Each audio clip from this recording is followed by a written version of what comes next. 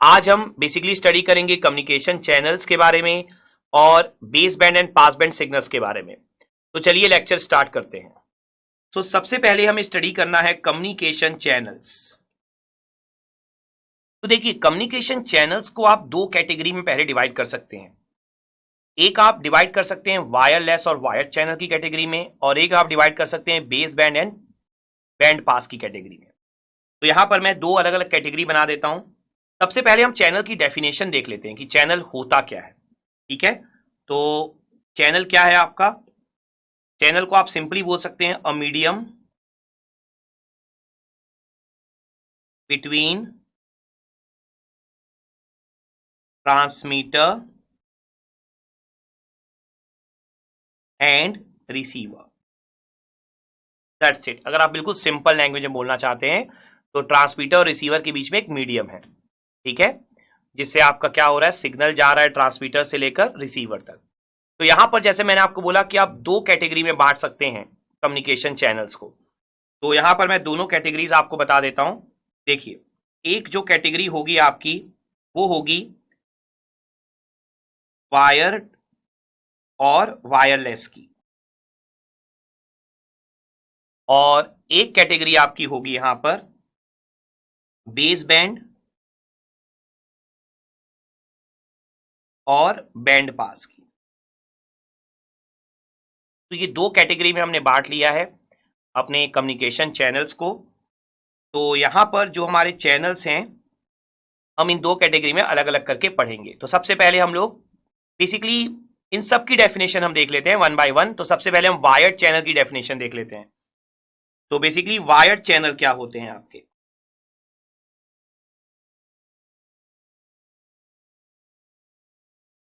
देखिए, वायर्ड का मतलब क्या है कि ट्रांसमीटर और रिसीवर के बीच में कनेक्शन होगा, वायर्ड कनेक्शन होगा।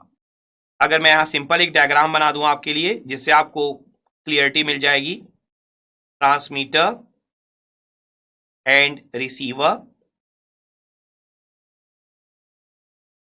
यहां पे जो चैनल होगा आपका बेसिकली ये क्या है आपका wired channel. Clear?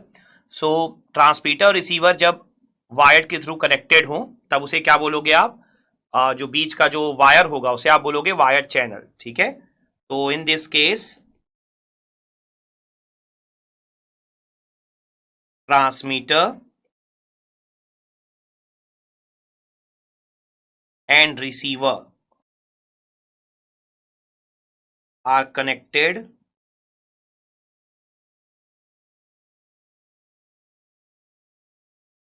by the wire। ठीक है, तो ये दोनों आपस में कनेक्टेड होंगे, दैट्स इट, और कुछ नहीं है। तो यहां पर जो कम्युनिकेशन होगा वो भी क्या कहलाएगा आपका? Wired communication. क्लियर है? नाउ नेक्स्ट अगर मैं बात करूं यहां पर वायरलेस की,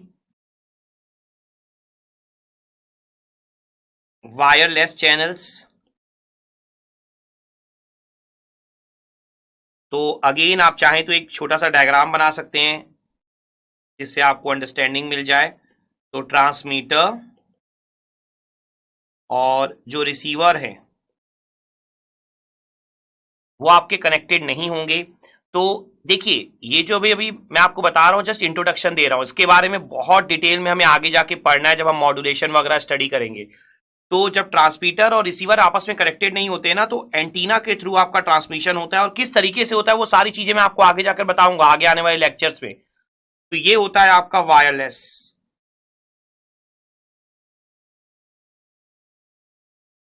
ठीक है, तो यहां पर जो आपकी वेव है बेसिकली ईएमडब्ल्यू वेव ट्रेवल करती है, और ट्रांसमीटर एंटीना से लेकर रिसीवर एंटीना तक वायरलेस चैनल के थ्रू। ठीक है, तो इसे हम क्या बोलते हैं? Wireless communication.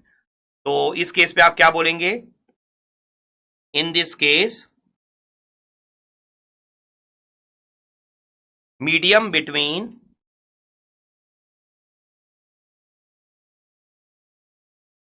Transmitter and receiver is free space. दोनों के बीच का मीडियम क्या होता है आपका? फ्री स्पेस होता है, कुछ भी कनेक्शन यहां पर नहीं होता है। क्लियर? और यहां पर जैसा मैंने आपको बोला आगे जाके तो हम स्टडी करेंगे ही, लेकिन फिर भी एक की पॉइंट अगर मैं आपको बताऊं तो लॉन्ग डिस्टेंस कम्युनिकेशन के लिए आप वायरलेस चैनल का यूज करते हो, ठीक है। तो आप चाहो तो कंप्लीट लिख सकते हो, for long distance communication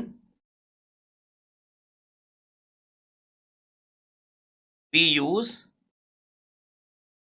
wireless channel.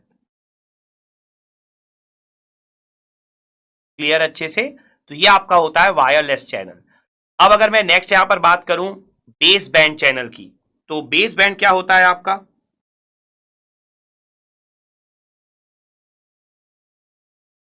देखिए बेस बैंड का मीनिंग क्या है।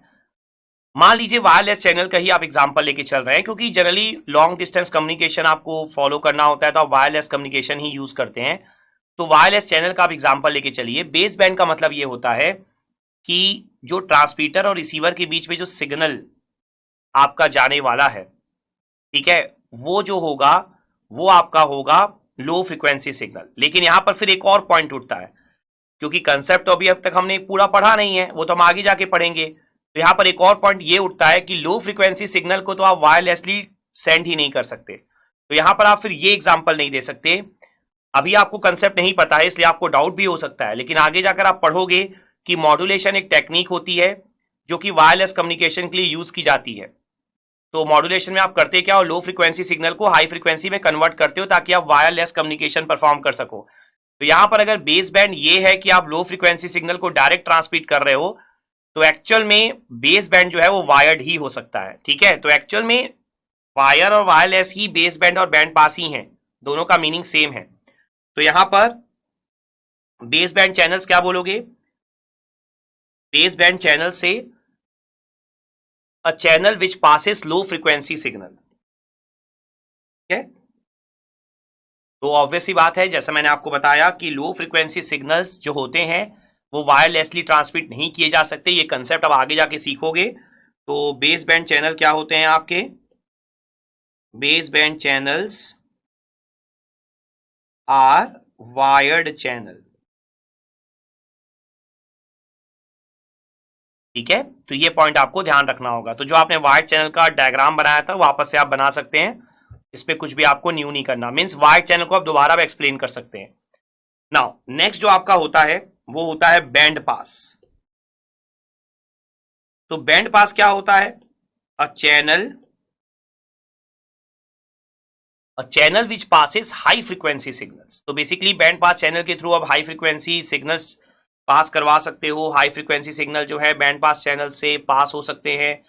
तो यहां पर जैसा मैंने आपको बोला, आप आगे जाकर एक टेक्निक पढ़ने वाले हो मॉड्यूलेशन, जिसमें आप लो फ्रीक्वेंसी सिग्नल को हाई फ्रीक्वेंसी सिग्नल में पास ही इसलिए कन्वर्ट ही इसलिए करते हो ताकि आप उन्हें वायरलेस चैनल से सेंड कर सको या वायरलेस चैनल के थ्रू उन्हें ट्रांसमिट कर सको। तो मॉड्यूलेशन टेक्निक जैसा अभी आपको पता नहीं है, लेकिन मैंने जो अभी आपको बताया कि जो हाई फ्रीक्वेंसी सिग्नल्स हैं वो वायरलेस चैनल से पास हो सकते हैं। तो यहां पर आप क्या लिखोगे कि band pass channels are wireless channel.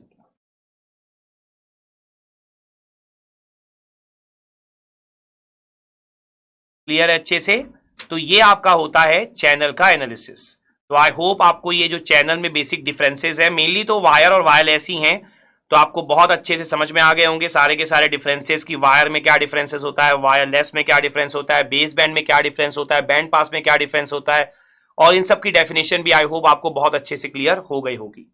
और ये पूरा का पूरा चैनल वाला टॉपिक पढ़ लेने के बाद नाउ आई होप आपने ये second learning outcome that is communication channels achieve कर लिया होगा।